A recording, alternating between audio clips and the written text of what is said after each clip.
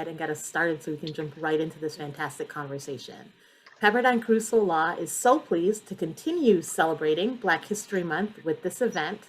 For those of you who don't know me, my name is Shalak Richards, and I am Assistant Dean of Student Life, Diversity, and Belonging. It is my pleasure to introduce and moderate today's event, Black Music, the Role of Black Lawyers in the Music Industry. As I mentioned, this panel is part of our Black History Month celebrations, which have included conversations about the role of race and self-identity in the Christian faith, the intersection of race and gender in the legal academy, and social media spotlights on our students and alumni. More information on how to view these past events will be placed in our chat box. Our celebrations will culminate with the inaugural Belonging Awards next Thursday, February 25th at 6 p.m. We invite you to join us for that celebration of diversity and belonging in the legal community and at Pepperdine Caruso Law. But first, today's conversation. So I am particularly excited for this conversation because I get to have it with two colleagues and friends. Joining us today are two of our illustrious alumni, Danielle Price, class of 2012, and Terence Williams, class of 2011. I have known Danielle and Terence since we attended law school together all around the same time, and I'm looking forward to their insights today. I'm going to provide brief overviews of their bios because they may go into more detail, and you can find these on the registration site. Danielle Price is Senior VP of Business and Legal Affairs at 10K Projects. In this role, Danielle is a key deal maker at one of the fastest growing independent record labels in the world. In addition to negotiating cutting-edge artist deals, Danielle oversees the day-to-day business affairs needs of 10K Projects and helps to shape the music careers of label artists, including Trippie Redd, Ian Dior, Surfaces, Salah Milis, and others. In 2016, Danielle joined the prestigious entertainment law firm LaPolte Law, where she supervised the firm's hip-hop music division, servicing artists such as Nicki Minaj, 21 Savage, Megan Thee Stallion, St. John, Tinashe, and others. Danielle was an integral part of the team that freed 21 Savage from ICE custody in 2019. In 2020, Danielle was named to Billboard's annual 40 Under 40 list. As a sought-after guest speaker, Danielle has shared her legal insights with industry professionals on panels for South by Southwest, Women in Music, ASCAP, the AC3 Festival, and more. At 10K Projects, she leads 10K Together, the company's racial justice initiative designed to empower the Black community through internships, charitable donations, and support of Black-owned businesses. Danielle is also a member of the Recording Academy and sits on the board of Future Hope, a subset of City of Hope's music, film, and entertainment industry group. So you can see why, jokingly among friends, we call Danielle Big Time over here. And we are so grateful to have her with us today. Also joining us, big time of his own, is Terence Williams, a veteran entertainment attorney who has represented award-winning clients across the spectrum of the entertainment industry. After beginning his career with the Fox Broadcast Company, Terence became general counsel for My Block Inc., an independent record label housing multiple Grammy Award-winning artists and producers. Terence has recently branched out and started his own entertainment firm, Group One Law, based in Hollywood, California. And I guarantee you are going to be hearing a lot more about this firm in the future.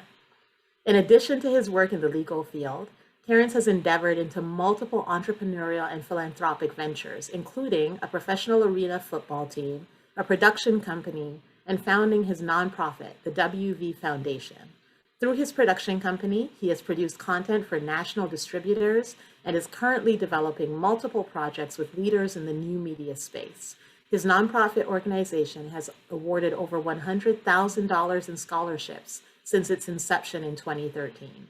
Terence currently lives in Los Angeles with his wife, actress Deborah Joy, who I believe is in a project coming out later this month. I saw an ad. It was like, oh, she's Terence's wife. Yeah. So again, you all can see again why we are so grateful to have them here today and honored that they are alumni of our wonderful law school.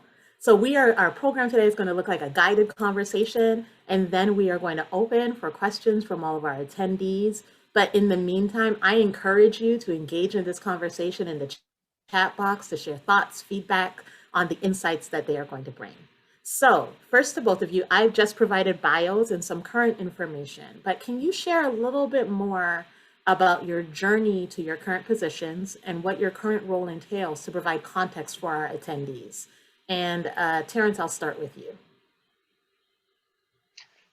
Sure. So, I think that my journey has been sort of a roller coaster, like so many others. Really, for me, it's been a process just in figuring out exactly what next steps to take and where to go and all of those things. But it's been that sort of unsurety that's been exciting for me to see, to never know exactly what's coming next, but to always have something great on the horizon. It's been really fun, which I think is a great thing that the entertainment industry brings. Like it's the never knowing what tomorrow can bring aspect that's really, been enjoyable for me. So it's been an exciting ride, and got some, like you mentioned, have some really cool things that I'm kind of in the works right now and I'm excited about. So I'm just grateful to be here. So like I'm grateful that you would consider me worthy of being a part of this conversation, particularly with the likes of a Danielle Price. It's such an honor to be on a panel with her.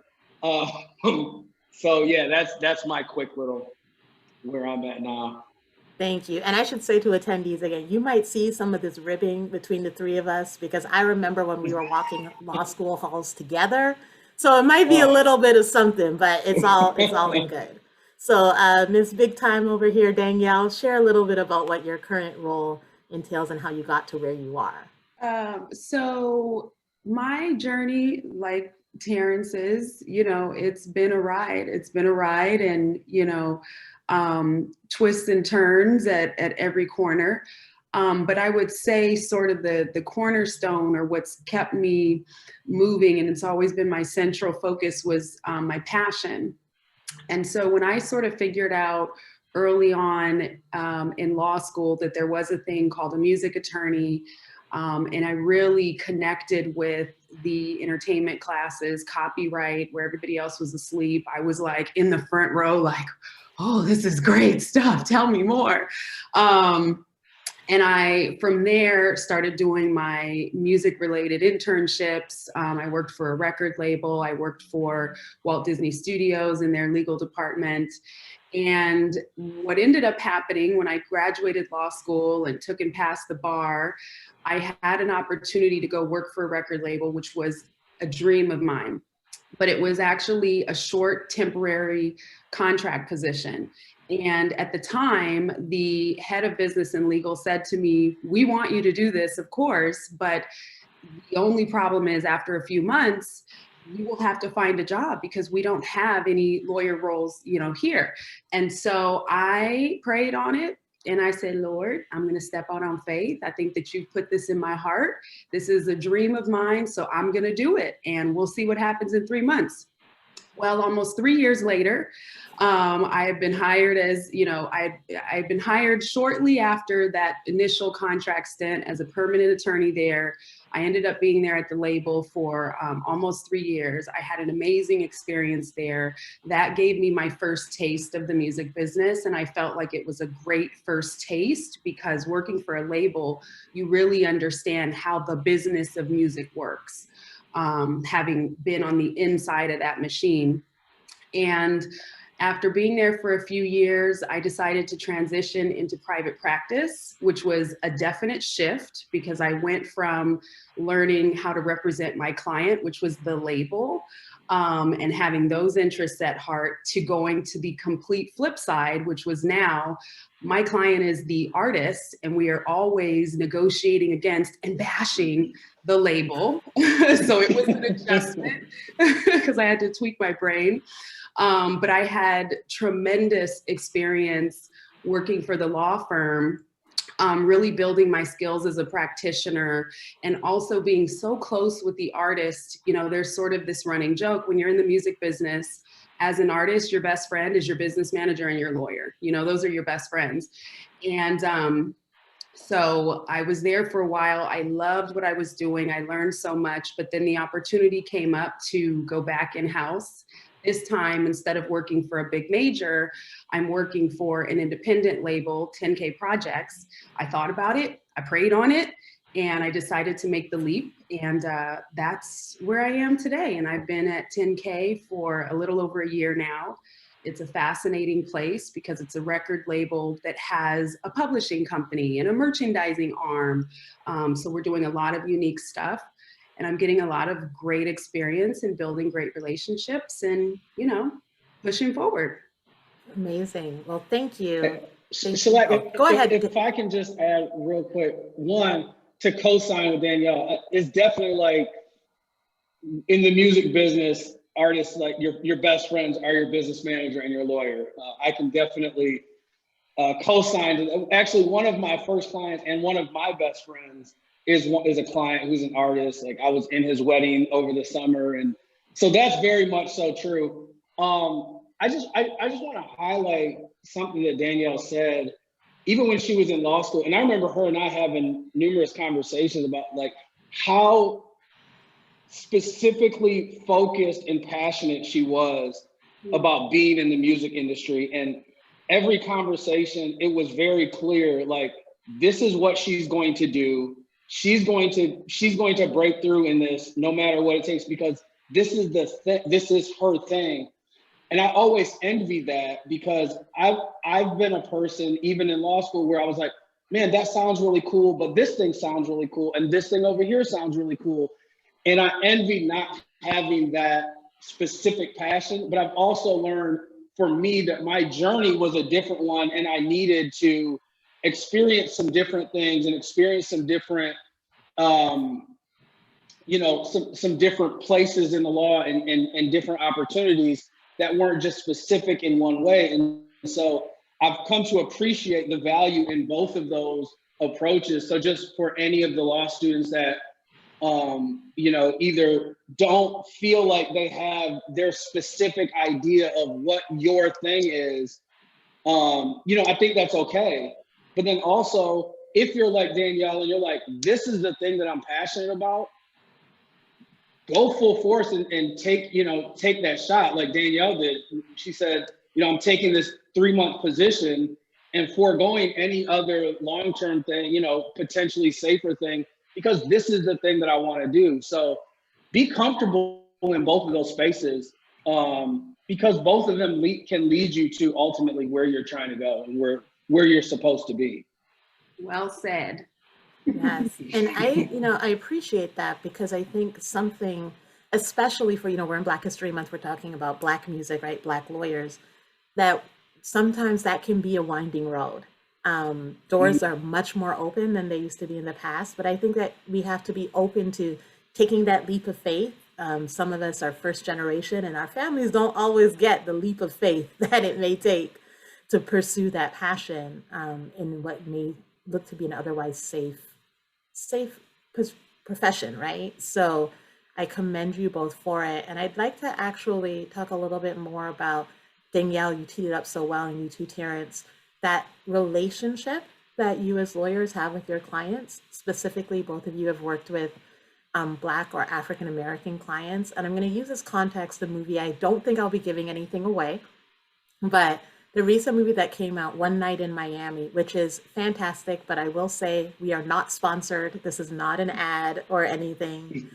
Just very good. But in that movie, Sam Cooke and Malcolm X the characters have a spirited conversation about the roles of Black musicians in the industry. They discuss, among other things, owning your masters, writing songs with certain messages, political or otherwise, and how Black artists use their voices to speak to and for the Black community. And that conversation was set in 1964 at the height of the Civil Rights Movement. We find ourselves now, I believe, at a similar crossroads where the country, really the world, has spent the past 10 months in a reckoning that has revealed ongoing injustices towards Black people and other people of color, resulting in deep schisms across society. So do either of you believe, even from your own experience working with artists, that as argued in the film, Black artists and musicians have a certain responsibility for how they use their art across all genres? Or have you seen for your clients this responsibility put on them, and how you represent them? And I'm going to leave it to either of you to start tackling that however you want. I guess I'll start first. I don't necessarily believe that Black artists have a responsibility to do, or I will say this, I don't believe that Black artists have a responsibility to do anything with their music and their art other than do their best, most sincere, or put out their most sincere and best form of art. I've worked with clients on both spectrums, Black clients on both spectrums. I've had some Black clients that I've loved and respected what they were doing, and they felt very strongly about owning their Blackness and protecting their Blackness, and protecting or being protective of the images and the music that they were putting out. I had a Black client who was very, very cognizant of how he portrayed Black women in his music videos. And so he would not allow Black women to be, filmed in certain situations. He made sure that if he had Black women in his videos, he wanted to have, as many of you know, Black people, we come in all shades. So he wanted to have Black women that represented all the various shades of Blackness. He was also very cognizant of how he would speak about the Black community in his raps. But then on the other spectrum, I've had Black clients that they weren't so particular about the Black art per se. They felt like their responsibility was, I'm gonna put out the music that I like and that is gonna generate the most revenue for me, so that I can then turn around, and what I'll do is put that back into my hood, or I'll invest that into building, businesses that Black people can work for and generate wealth that way for them. So I've experienced kind of both of those spectrums. And then again, myself personally, I just feel like your responsibility, as a Black artist, as it comes to your art, is just to create the best art that you can and create from a sincere place. Yeah, I definitely agree with that from a foundational perspective. I think as an artist, we should, all of the artists should have the right and opportunity to express themselves, express their stories, express their realities as they've experienced them, and as they see them unfolding, and however their art comes out. I think to say, is there a responsibility, connotates some sort of obligation, right? And I think that's, to me, in my opinion, that's going a little bit further. But I think you talked about One Night in Miami and the conversation that Malcolm X and Sam Cooke were having. And it's funny because I was having a conversation about this with one of my artists, who, again, is one of my best friends. And we were talking about it, and the thing that really stuck out is, and that I thought was so poignant in that film, or in that part of the film, was this idea that being an advocate or an ally, or whatever words you want to use, for the Black community with respect to your art, with respect to your craft, with respect to this business, isn't solely relegated to the idea of, I'm singing a song about, Black oppression, or I'm singing a song about the struggle. And I think that, again, I don't want to give any, I don't think this is giving any spoilers away for anybody who hasn't seen the film, but when Sam Cooke talks about how he was able to navigate his success sort of in the space that he was in, and navigate that into ownership of masters, ownership of his own label situation, and then being able to educate and inform the artists, other Black artists who he was working with, right? Like that was as much a a gift or an offering to the industry and to the movement, if you will, of Black people, both in the entertainment industry and just in general, in terms of educating them on how to do things, how to build ownership, how to really leverage what you're doing.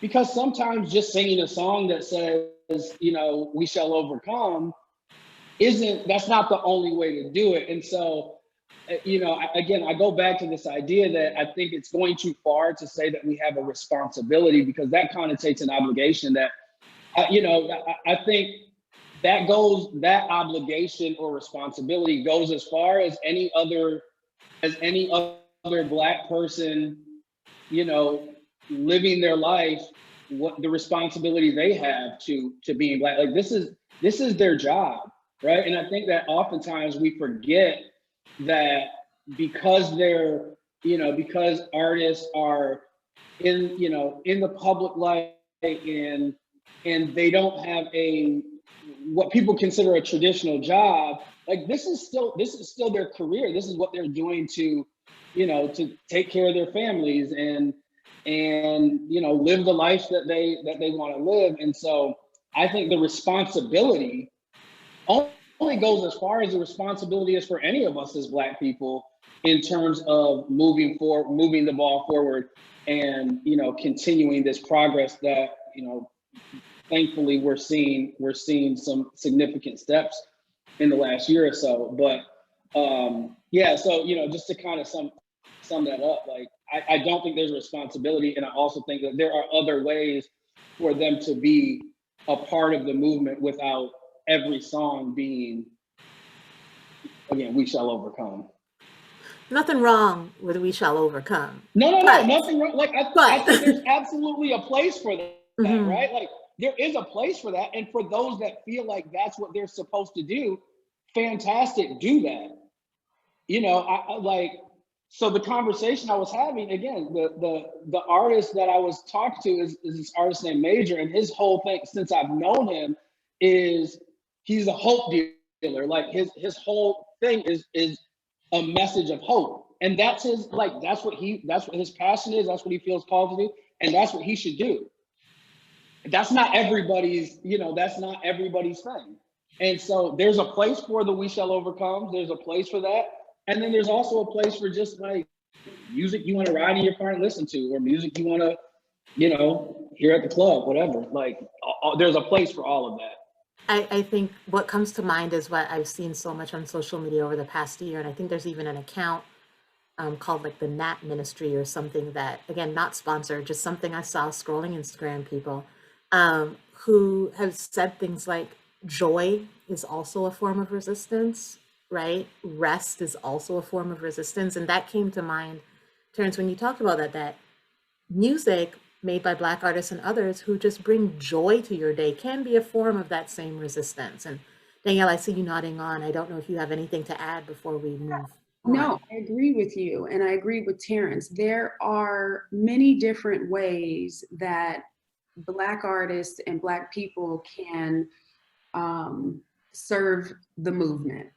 And just sort of going back to my initial thought on this topic, I think that as long as you as a Black artist are being authentic and being your best self, and if that comes out as you just having great joy, right?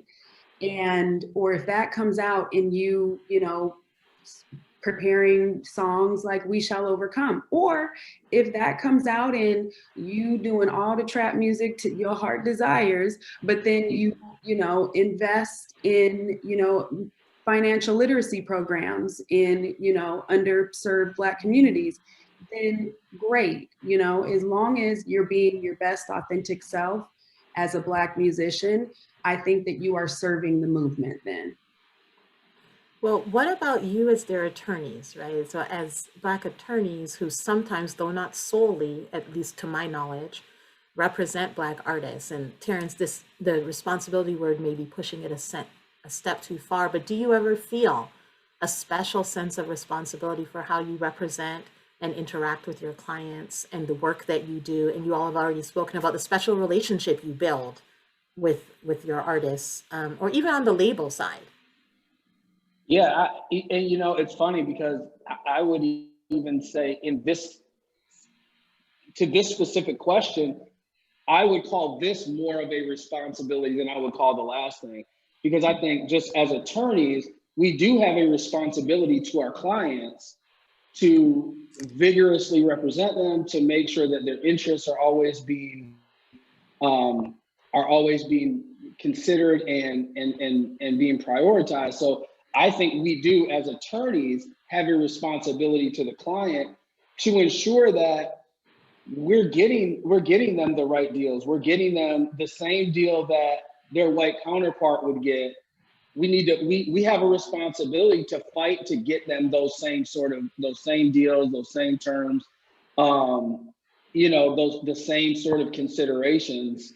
And I think that's a fight that we continue to fight, and it makes it much easier, right? When you have people like if I have an artist that I'm working with, and I know I'm working with 10K, and I know Danielle is over there, that makes it easier for us to be able to move in the direction of of equity for our diverse clients. But I do think, again, in my opinion, I think there is a responsibility that we have to our clients to make sure that they're being represented and and valued the same way that their counterparts would be otherwise. I think that I agree with Terrence. And I also think that we as Black lawyers with our Black clients have an additional responsibility. And I think that generally speaking, a lot of Black artists feel very comfortable with Black representation because it feels like home. We understand each other. We come from the same places. We have a lot of the same values. Even though we are, highly educated professionals that have been in the business realm for quite some time, often a lot of us still have family, back in the hood. Some of our cousins are still in the trap and we keep telling them to get out of there. But the unique responsibility that I've encountered many, many times is almost like, as a Black lawyer, you're the conduit. And what I mean by that is I have had to sit in meetings with my Black clients who were not comfortable in the meeting with the white executives from a corporation where we were about to enter into a big business deal that would be lucrative for my Black musician client.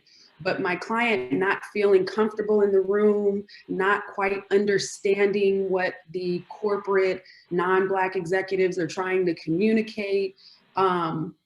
I've had to kind of be the middle person to sort of make my client feel at ease and sort of explain to them why you should feel comfortable with this. I've also had to literally be a translator, okay? I've actually had a client that was in a pretty serious legal matter, and we had to bring in some outside counsel to help in this particular area. And as my client is explaining things about lifestyle and things that had happened, and the client is just using his regular verbiage, and he's using slang, and the attorney, it's genuinely things are going over his head. And so I'm having to kind of pause and say, well, when he says bread, that doesn't mean he's hungry. He's talking about money, And when he said choppa, that doesn't mean like helicopter or chopped tomatoes. That means he's referring to a gun, So, I've had to sort of be that middle person in, number one, making my Black client oftentimes feel comfortable with moving forward with people on the other side of the table that don't know anything about where the client comes from, that don't speak the same language. And then I've also just sort of had to be the translator and make sure that everybody is clear about what the client, the musician is communicating, and what this other group of people is communicating. So, and I think that's a unique position for Black attorneys. Yeah. I want to take a second and do a quick plug that to any of the 1Ls who may be on here, what Danielle is describing are the diversity skills we just talked about in class on Monday. The importance of not just knowing the black letter law of things, but understanding the cultural context of your clients, which is not necessarily relegated to being from the same culture, but taking the time to invest in knowing the context of your clients, where they're coming from, where their values are, what things mean will make you, as I said on Monday and Danielle perfectly illustrates, an excellent attorney. It's what will fulfill the obligation Terence was talking about. So I raise that to say, y'all, I know what I'm talking about sometimes in class, just a little bit. Just a little bit. Listen to shellac all the time. Just a little bit, sometimes. But really, truly, these are the things that go beyond that black letter law into how you work out the best place for your client. And, you know, Terence, you spoke about that professional responsibility, right? That ethical obligation to be zealous advocates. I wonder if your clients, with the comfort that Danielle spoke about, ever put any extra obligation where they expect more from you because they see you as someone who understands that culture or may or may not come from the same background. Oh, was that open? That's a question to either of you. I'm sorry. I can affirmatively, absolutely say yes, yes, yes. Whether I felt that way initially, whether or not I was prepared, but yes, I have time and time again with my Black clients, and they are very clear that they, having Black representation, expect to be protected in a very special way. And I've even had my clients just say to me, I want, what do you think about this? You know, oftentimes clients, especially when you get to a very high level of, working in the music industry, you have a team of legal advisors. And I've had clients come to me and say, well, I know what everybody else is saying, but I want to know, Danielle, right here, you and me, Danielle, what are you saying? What do you think about this? You know, or I've gotten the text, you know, when we're on the conference call and, you know, the most senior attorney has laid out a plan and the client is texting me like, do you stamp this? Do you approve this? Do you think this is good for me? So yes, I think that, and as they should, you know, listen, we're Black lawyers. We are, you know, we're amazing and we're privileged to be able to practice law in this country and to have been able to go to amazing schools and get the best education. There was a time when we would not have been able to do this. This panel would not be, okay, by law. This was not allowed. So I think that it's absolutely okay if our Black clients, when they entrust their legal matters to us, that they look at us brown people and say, hey, hold me down, you know? Go ahead, Terence. Sorry, I didn't mean. No, I'm sorry. I didn't mean to cut you off. I wasn't trying to. Were you finished? I'm long-winded. I need somebody to jump in here now. I was really amening you. But I completely agree. I think that when our Black clients entrust their careers to us, there is an increased expectation, because I think there's an increased expectation that we have a greater understanding of who they are and what their interests are. And, you know, we're more informed in some ways, you know, just from a personal experience perspective than some of the other people at the table. And so, as, you know, kind of tying back in with what Danielle was talking about in the last question, in terms of being able to be that translator, and our unique ability as Black attorneys to really be able to to code switch at a high level, right? Like as unfair as it is, we are many times the most informed in the room from an overall perspective, because we understand more of what this side wants and needs and what they're saying, and more of what this side wants and understands and what they're saying than anybody else in the room, right? And so, as you know, as much as it maybe shouldn't be the case, right? Like it shouldn't always be on us to inform, you know, non-diverse executives or attorneys on what it means to be diverse. Like as the informed party, it's really on us. That's where it's our responsibility to inform the room. And so, yeah, I think, you know, they've entrusted us with a lot of responsibility and a lot of elements of their life. And so I completely concur with what Danielle said. I think it is a heightened expectation, but it's, you know, rightfully placed, I think. And I think we do a pretty decent job of navigating it. I agree. I have one more question, but I want to let you all know we're going to be opening for attendee Q&A in just a few minutes. So please feel free to pop them in the chat, and we'll get to those. And my question is, Danielle, you alluded to it when you spoke about, you know, how perhaps in the not so distant past, this panel would not have happened, right, at many ABA accredited schools across the country. And so there's an adage in the Black community, I don't know, I think it's well known, others may not agree. It was alluded to on a season of Scandal, that Black people often have to be twice as good to get half as far. And I'm wondering if either of you if you believe that, if you feel like you've experienced it, and if so, you've both gotten pretty far, how you've overcome maybe what some of those challenges may be. Terence, I'll start with you. You kind of broke up a little bit during the question. Can you say the first part of the question one more time? Yeah, I'm so sorry. So there's an adage in the Black community that you have to be twice as good to get half as far.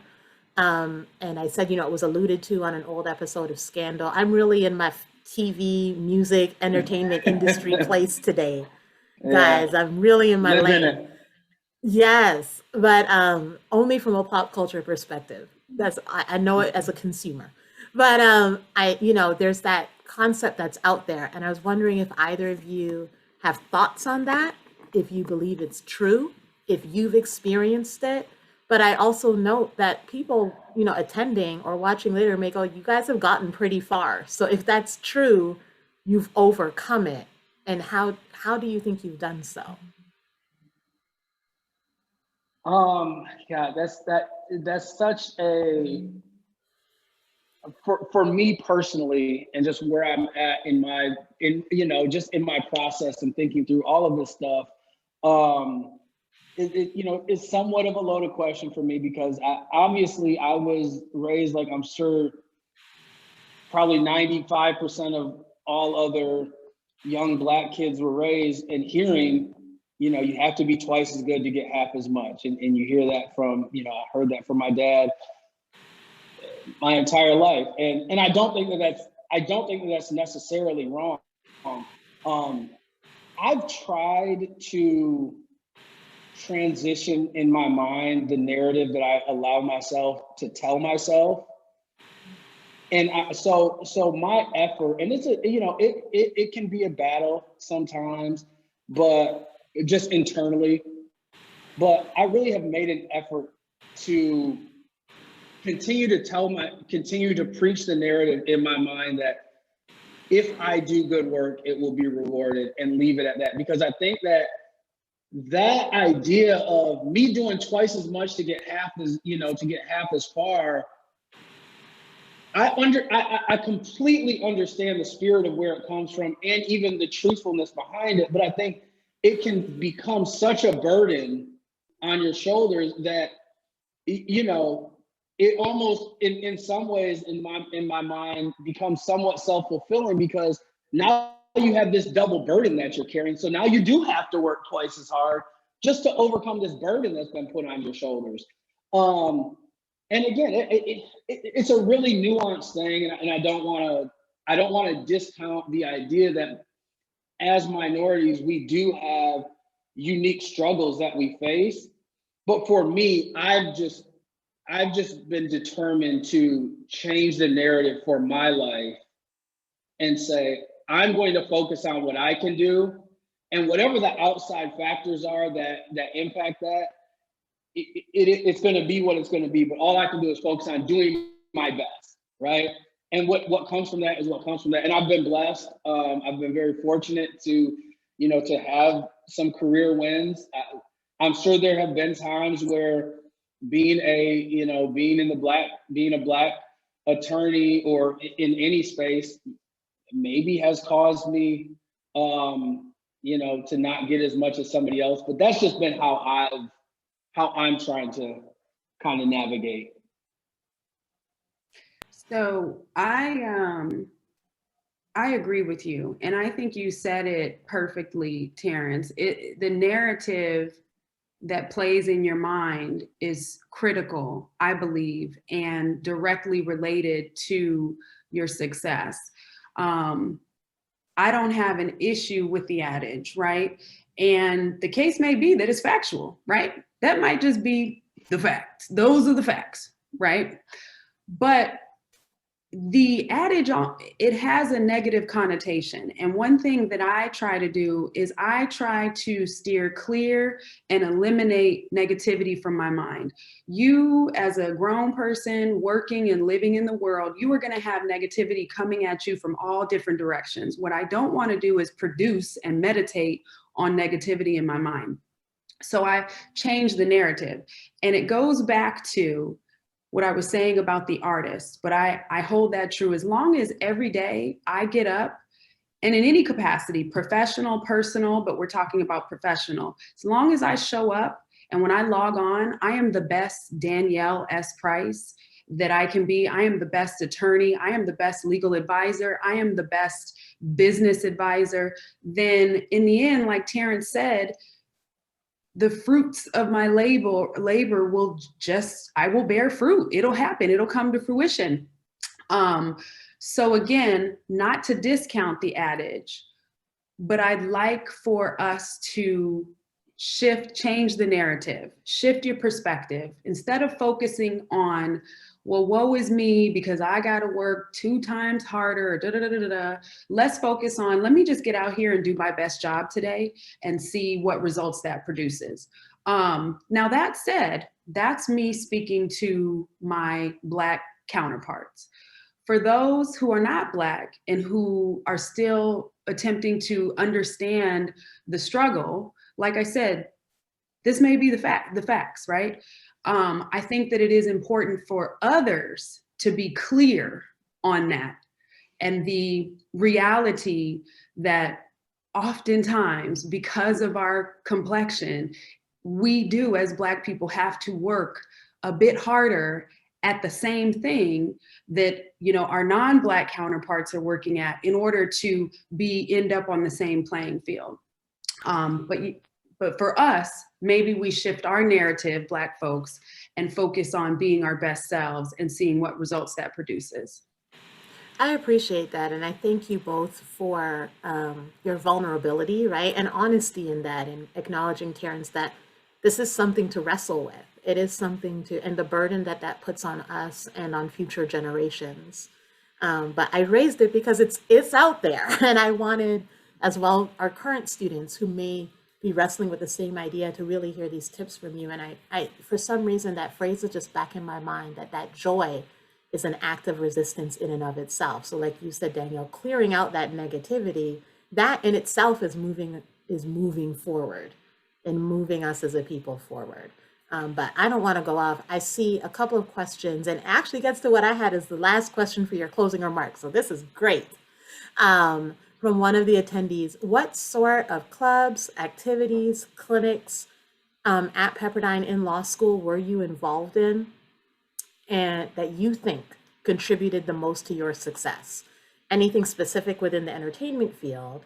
And do you feel the school being located in Malibu made it any more difficult to find your work in the LA area? And so I'll let either one of you that want to kind of grab this one go ahead. Go ahead, Daniel. Oh, no, I was just to the second part of the question. You know, did I feel the school being in Malibu, did that make it any more difficult for me professionally, getting my career off the ground in LA? No, I think, you know, Pepperdine is an amazing school. It's a very, very well respected school, especially here in Los Angeles. I think, listen, as long as you have transportation to get from, if you live in Malibu, to get from Malibu to your internships, or, you know, your job, if you're working for paid, good for you. But no, that wasn't an issue at all, because Pepperdine is such a great school. And then I think while I was at Pepperdine, Laura, y'all really making me show my age. I got to remember, what was I involved in back then? That's why I let you go first. I'll say two things that I just remember were very impactful on my career path. And although not necessarily, you know, activities or clubs on campus, but for me, my music law class was really, really important with Professor Goodman. Professor Goodman at the time, I think maybe Dean Goodman now. My trademarks class and my copyright class. Those classes and my entertainment law classes, those classes gave me a glimpse into the world of entertainment. And crazy enough, to this day, okay, February 18th, 2021, I still use information I learned in those classes at work today. So make sure you're paying attention in class, folks. And then my internships. While I was in law school, you know, Pepperdine allowed me to do internships for credit, which had they not been for credit, I would not have been able to do them, because a lot of companies in entertainment where you go and work in-house won't do paid internships. And so those internships were the internships where I was able to build relationships that ultimately landed me my first job. And then, you know, that was the catapult, you know, the catalyst to getting me where I am today. Thank you. Anything to add to that, Terence, briefly? I'll co-sign a number of things that she said. Obviously, I think I moved to California from Michigan to go to Pepperdine. So I went from being 2,000 miles away from the place that I wanted to work to being 20 miles away. So being in Malibu was not, you know, it was not going to be the roadblock. And, you know, while I was in school, I started working for Fox. So I was in Century City and I would go to work. I had a great boss at the time, and I would go to work during the day, drive up to Malibu for a class, during lunch, drive back, and then go back up to Malibu after class for evening classes and different things like that. So, you know, where there's a will, there's a way. And I don't think, you know, a canyon shouldn't be if driving through the canyon is going to stop you from getting what you want, then you probably don't want it enough. So I don't think being in Malibu is a hindrance at all. I think as far as groups that I was a part of, like Danielle says, feels like it was a lifetime ago at this point.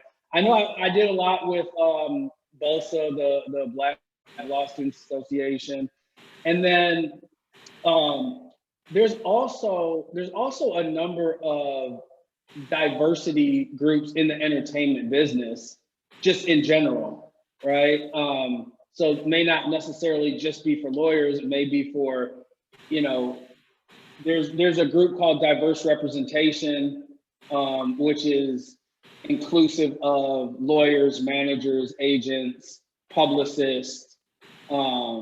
And so there are different groups like that are great to get in. And, you know, actually one of my first clients, I got through a group like that, and he was, you know, he's an actor, and at the time he had just moved out. He was doing like student film stuff, and he's been my client for over 10 years now. And you know, as he's grown, we've done huge deals together. So I would encourage you to get involved in some of those things as well, like not just through Pepperdine, but also different organizations that are focused on diverse representation in music or entertainment. Thank you, Terence. And I think actually this next question may build off of that, asking what is expected from young lawyers, right, entering the field, and how can they make themselves more interesting to the industry? And I think one of the things you just said about getting involved with those types of associations, bar associations, and others would be, to me, one way to make yourself more interesting and appealing to people in the industry. But what would you all add to that? I would say I often have younger lawyers that work under me, and I like to mentor young lawyers. And one thing that I will say when you work for me, but also just other colleagues, because entertainment is so competitive, and within entertainment is music, which is even more competitive, you need to work really hard, right? But it's also in the details. I need our young associates to the mundane details. When you turn in work product, I need you to really fine tooth it. I want all of our margins to be right. I want, our headings to be proper. I want the small things, not just the meat and potatoes substance. That's great. If you can produce amazing substantive work, that is wonderful, but I still need you to be very, very connected with the details. When you're sending emails, I need those emails to be pristine. We're not, kind of throwing things together and shooting them off. I need you to, pay attention to the small things. And I think that sometimes young lawyers feel that these are small, mundane things, little tiny things that go overlooked. But for me, I'm a little bit of a perfectionist. And when you can produce great work, but you also are so keyed into the details, I think that was a big part of me having success in my line of work, is the details were important to me. So that's one way that you will definitely, get my stamp of approval, and I will help you maneuver as a young lawyer into, various roles where I can. Terence, anything to add? No, I think the devil is definitely in the details. Being detail oriented is so critically important, and so I think that's a key thing. I think another thing for me that really stands out is, because this is such a competitive business and competitive industry, to me, seeing people who are a part of, who are putting themselves a part of various groups and organizations and different things like that shows a real stick-to-itiveness. And because there are going to be bumps in the road in this business, right? And so finding people who are really passionate about sticking to this business is important to me. So, being a part of all of those different things for me shows me like you have a true interest in soaking up as much as you can, because this is what you want to do. This is who you want to be. There's I think, a really great question. What are some concrete tools that have allowed you to avoid burnout while sidestepping the hard work, the narrative that we discussed? That's a good one. I don't mean to jump in. Terence, you want to? No, you got it. Go ahead. For me, balance, and also passion. So I think balance and passion have enabled me to avoid burnout. Balance meaning, listen, entertainment is wild. Music is wild. You are working with passionate creatives who are emotional sometimes. It's a high stakes business. literally the business is up and down. Things can change. This week, this artist has a #1 song and this is the artist of the moment. Well, guess what happened 7 days later? New artist. So things move so quickly. There's a lot of stress that, you know, kind of follows this business. And so I have found that it is critically important for me to have balance. I work very, very hard. I am available most times. I am responsive all the time. However, within that, I have to carve out my personal time where I can sort of come down, where I can sort of, you know, just release and unwind. I don't look at emails right before I go to bed, and I do not look at emails right when I first wake up. It's a small thing, but I need to get up, get out of my bed, have some tea, move around, and then I might look at my emails, but I'm not laying in my bed reaching for my phone and starting to scroll. I also try to find balance on the weekends. If it's not an emergency, you have to set boundaries with people. You know, I am available to you. I am here to help. But if this is not something that must be urgently discussed on, you know, a Saturday at, you know, 9:43 p.m., let's please pick this up at 9:43 a.m. on Monday, because right now I am detaching, and it's okay. Listen, you got to know who to say that to and who not to say, and you know, you got to earn your stripes. But the point is, you got to find, you know, balance. And then also, I'll just say one other thing.